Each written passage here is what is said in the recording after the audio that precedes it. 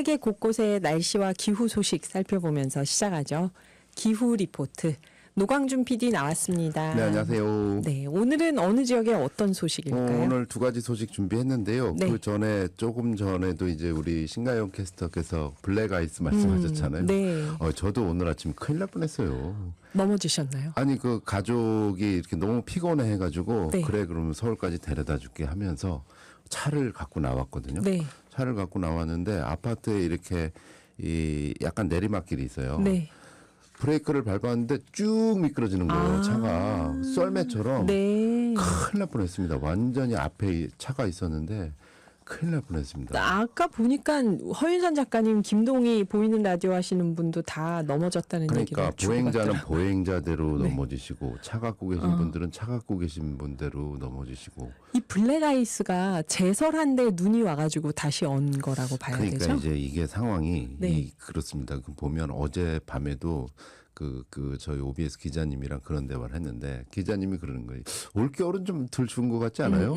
맞아. 나는 안 추운 게 좋아요 하면서 그분 가셨거든요. 네네. 그분 오늘 블랙아이스에 어떻게 되셨는지 모르겠는데 블랙아이스가 오늘처럼 적당히 추울 때 이렇게 나오는 거예요. 그러니까 눈 녹은 물이 살짝 이제 얼어붙어서 살얼음이 되는. 그러니까 제설을 했는데 예. 그게 녹았다가 다시 살얼음이 되는. 그러니까 과연 온난화가 좋은 건가? 이게 참 여러 가지 생각 속에 출발을 하게 되는데요. 저는 말씀드리면서 재밌었던 게 저희는 다 허리 다쳤어? 어디 안 다쳤어? 하는데 김동희님은 역시 20대라 사람들이 보는 게 창피했어요. 그러더라고요. 우리 넘어지면 다치는 게 문제인데. 안 다친 게 큰일 나요. 그러게요. 다행입니다. 다행입니다. 예. 자, 첫 번째 소식은 이런 가운데 경기도민이시잖아요. 네. 예, 진행자님도 경기도민, 저도 경기도민. 저 네. 청취자분들도 상당수 경기도민. 경기도민. 예, 인천 시민들도 계시고 서울 시민도 계시겠지만 경기도민이라면 올해부터 기후보험에 자동 가입한다라는 소식입니다. 자동 가입. 예, 그러니까 자동 가입이 내 돈이 빠져나가 이게 아니고요. 네. 예, 경기도에서 대신 보험에 가입해 드립니다. 수혜는 우리 각자가 다 받는 정책보험이라고 하죠. 네. 올해 3월부터 경기도민의 경우 전국 최초로 시행하는 기후보험에 자동 가입되어 혜택을 누릴 수 있게 됩니다. 네. 어제 경기도가 밝혔는데요. 이 기후위기로 인한 건강 피해를 지원하는 전국 최초의 정책보험을 올해 3월부터 시행한다. 오호. 예, 도 예산 34억 원을 투입해가지고 네. 이제 시작을 한다는 것인데 대상은 1,400만 모든 경기도민들이 다 들어갑니다. 네. 별도 가입 절차 없이 자동 가입 방식이고요. 지원 내용은 이를테면 온열 질환이다. 그럼 10만 원. 한랭 질환이다. 그럼 10만 원. 네. 그러니까 진단비를 지원해 주는 거죠. 네. 그리고 감염병 중에 이제 8대 감염병이 있습니다. 여기엔 뭐 스스가무시도 포함이 되는 거고요. 그게 10만 원. 또 기상특보 관련해서 4주 이상 상해를 당했을 때 사고 위로금으로 30만 원. 뭐 이런 식의 이제 보험금 지급이 이루어지고요. 네. 이 경기도는 여기에 기후 약자들 지원을 또 추가로 하고 있습니다. 네. 그래서 시군 보건소 방문 건강관리 사업 대상자 한 기후 취약계층으로 한 16만여 명이 계시는데 네. 이분들은 위에 이제 10만 원, 10만 원, 30만 원 뭐 요런 보장 항목 플러스 온열 질환이나 한랭 질환 입원비를 또 지원받으시거나 또 기상특보 시 의료기관 오가는 교통비, 뭐 구급차 이송비, 또 기후재해 정신적 피해 지원까지도 추가로 보장받는다. 네. 그래서 1년 단위 계약이고요. 올해 3월 1일부터 시행을 하는데 예산은 34억 원 정도. 네. 그래서 이걸 통해서 기후 격차 해소에 기여를 한다는 거에 좀 중점이고요. 그 사회 안전망을 이런 식으로 좀 구축해서 점차 예산과 어떤 시행착오도 좀 줄여가고 네. 예산도 좀 늘려가겠다. 뭐 이런 계획인 것 같습니다. 그 자세한 내용은 이 지금 보이는 라디오에 기후 보험 보장 내용이 있거든요. 네. 예, 이렇게 정책보험 얘기하니까 갑자기 이제 보험 컨설팅 이렇게 보험 되는데, 컨설턴트. 네, 네. 근데 굉장히 기쁜 마음입니다. 이게 그 공공이 이렇게 그 전체 기후 약자들 대상으로 이렇게 하는 전국 최초의 사례니까요. 네. 정말 여기 보면 뭐 할 때 얼마, 뭐 할 때 얼마, 그리고 추가로 뭐 할 때 얼마. 이런 게 제가 살고 있는 경기도에서 최초 사례가 이루어졌다. 이게 잘 돼가지고 전국으로 잘 퍼졌으면 좋겠네요. 네. 자, 이걸 조사한 김에 보험사들은 지금 뭐 하고 있을까? 아, 보험사에서 개인적으로 사보임험이 또 있을 수 있겠네요. 예, 기후 그래서 보험이. 그 해외 보험사들의 기후 대응 상품들을 한번 알아봤습니다. 네. 예, 이거는 뭐 작년 8월에 한국금융연구원의 이슈 브리프가 있더라고요. 네. 그래서 기후변화 위험 대응을 위한 보험 산업의 역할 및 향후 과제, 여기 나온 글로벌 보험사들의 사례를 한번 오늘 이 시간에 살짝 살펴보는데요. 네. 유형이 한 4가지 정도 되는데 첫 번째는 기후 위험 관리 컨설팅 서비스에 나서고 있다. 그러니까 저희 이제 얼마 전에도 경기도도 습설로 이 농민들이 큰 피해가 있었죠. 어마무시한 피해를 네. 당했잖아요. 그래서 독일의 대표적인 보험사 알리안츠는 농업이나 임업 그리고 날씨 관련한 자연재해 위험을 인수하는 상품의 보장 범위를 지속적으로 확대해 왔다. 이런 사례가 있고요. 또 스위스의 보험사죠. 여기는 지자체를 대상으로 해서 기후 회복 탄력성 프로그램에 대한 자문 및 지원 서비스를 제공하고 있다. 네.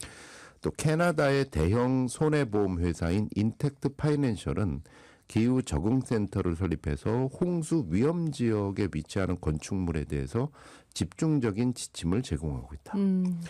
또 재밌는 게 일본 최대 손해보험사인 도쿄 해상의 경우에는 네. 일본 내에서 태양광이나 풍력 같이 재생에너지 사업을 영위하는 사업자들을 위한 종합 담보 상품을 개발해서 제공하고 있다. 네. 이게 사실은 재생에너지가 어떻게 보면은 이 좋은데 자본이 많이 들어가고 담보를 막 잡고 막 이거에 막 애를 먹으시잖아요. 네. 여기를 위한 종합 담보 상품을 개발해서 제공하고 있다. 이것도 이제 ESG 활동의 하나로 쭉 기여를 하고 있다. 이것도 재생에너지 확산에 도움이 되겠네요. 그럼요.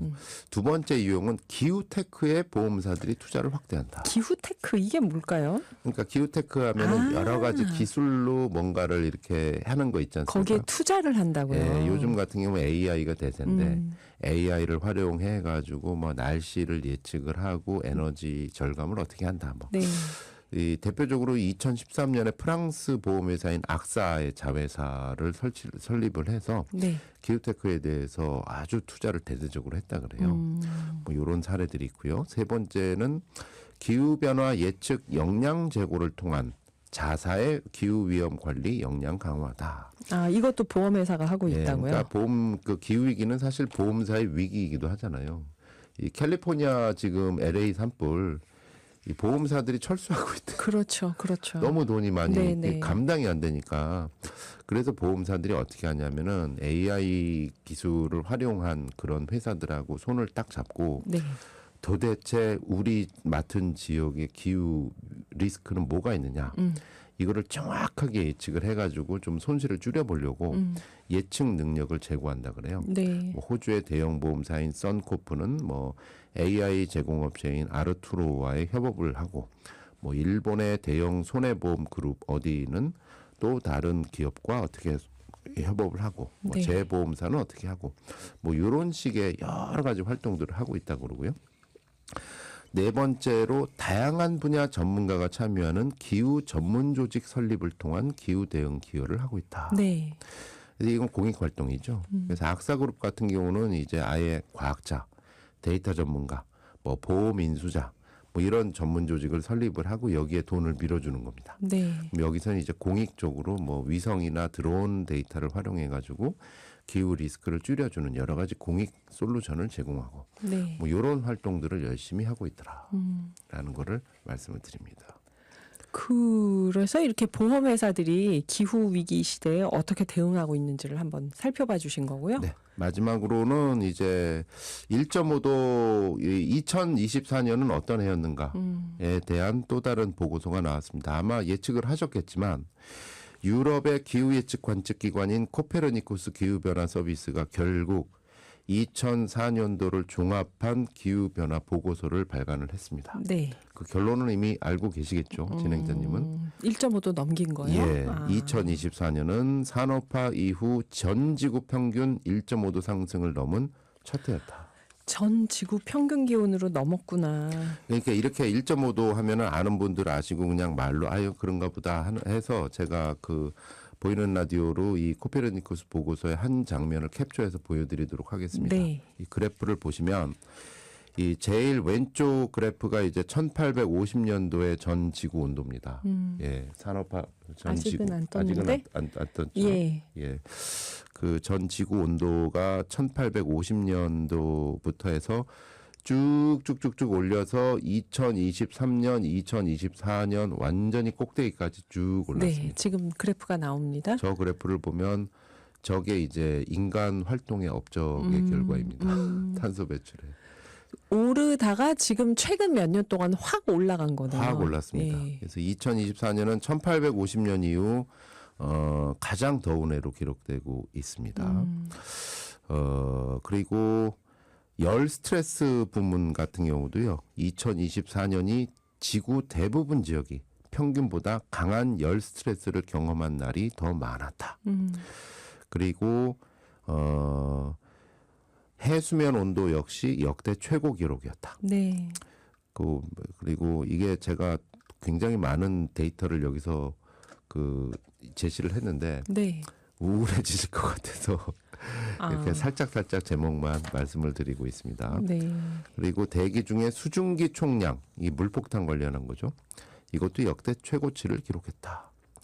다음 그래프 보시면은 이제 보고서에 나온 그 지구 온도에 대한 온도로 본 지구 그림인데요. 네. 온통 뻘겋습니다. 온도로 본 지구 그림 네. 아직은 안 나왔습니다.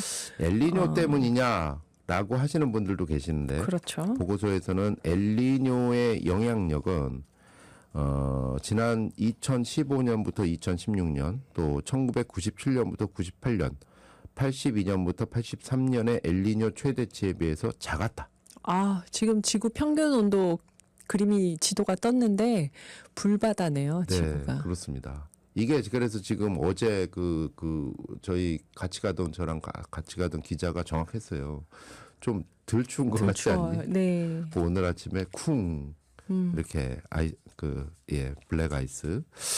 결정적으로 인간이 유발한 기후 온난화 가속화가 이 온도 상승에 영향을 미치고 있다. 네. 그렇다면 끝으로 2025년은 어떻게 보고 있는가? 여기서 더 뜨거워지는 거죠, 이제. 보고서는 2025년은 일단 엘니뇨가 끝나기 때문에 네. 전 세계적으로 기록상 세 번째 또는 두 번째로 가장 더운 해가 될 가능성이 높다. 이렇게 밝히고 있습니다. 네. 그리고 2024년과 2028년 사이에 적어도 한 해는 1.5도 이상 높아서 가장 따뜻한 해가 될 것이다. 이미 이제 2024년에 돌파를 했잖아요. 네. 근데 또 한 해는 최대 산업 혁명 이후 1.9도까지 올라갈 수도 있다. 뭐 이런 가능성이 한 47%다. 이렇게 지적을 하고 있습니다.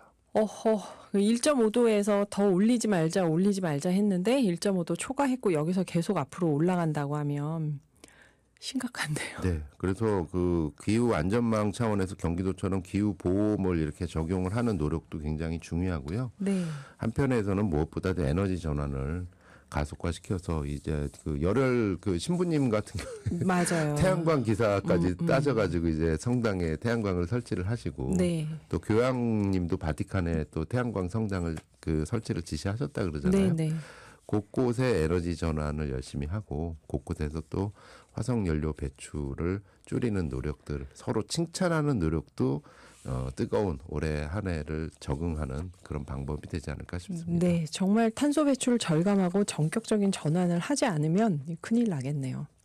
오늘 준비하신 음악은요? 새소리로 아침을 열던 날이 얼마나 그리워질지 모르겠습니다. 꼭 지켰으면 하는 마음으로요. 새소리 하면 생각나는 노래. 존 덴버의 애니의 노래 띄워드립니다. 네, 감사합니다. 노광준 PD였습니다.